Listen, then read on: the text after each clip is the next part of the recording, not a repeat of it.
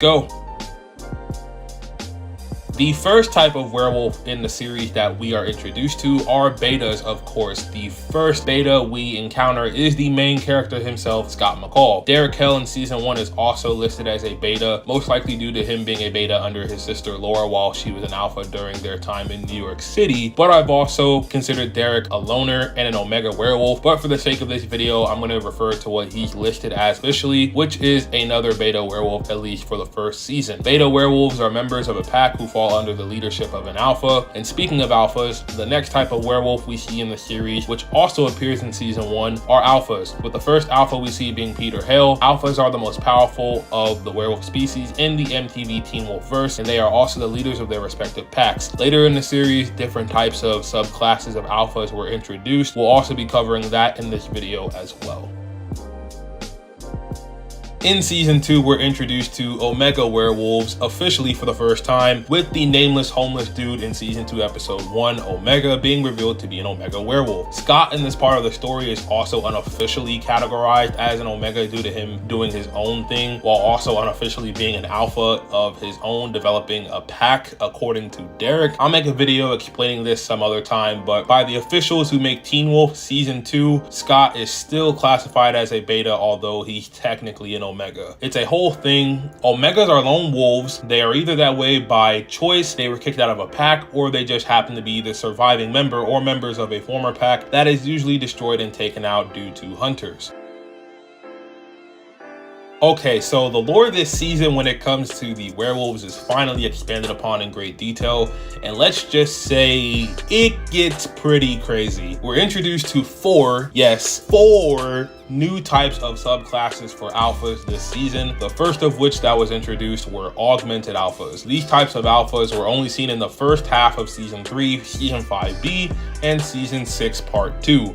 The only augmented alphas we know of in the series are 3 members of the alpha pack, Deucalion, Kali, and Ennis. Augmented alphas are alpha werewolves who gain a significant amount of power and can amplify all their abilities through killing the betas of their respective packs. This was explained by Deucalion and Gerard in season 3A, and the next type of alpha werewolf we're introduced to this season is the Voltron wolf, also known as the alpha twins, Ethan and Aiden. Alphas that are twins in Teen Wolf have a unique ability where they can merge into a single, larger, more extremely powerful werewolf. Mind you, Ethan and Aiden were able to do this before they became alphas, but they had no control over it until they became alphas under Deucalion. This form was so strong that it even terrified Peter Hale, a former alpha who could transform into this. Yeah, that's ridiculous. They were also arguably the second strongest members of the alpha pack in this form and were only surpassed in power by Deucalion and an almost fully amped Jennifer Blake. The next type of alpha we're introduced to are evolved alpha werewolves and just evolved werewolves in general, with the first evolved alpha we see being Derek's mother, Talia Hale.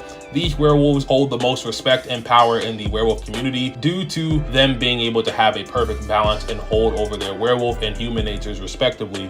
This type of alpha werewolf is also the same type of werewolf Laura Hale was, and this is why we see her shape in the form of a wolf when Scott and Styles discover her buried body at the Hale house. The final subclass for alphas that we're introduced to this season are true alpha werewolves, which is the type of alpha werewolf Scott McCall was destined to become and eventually became.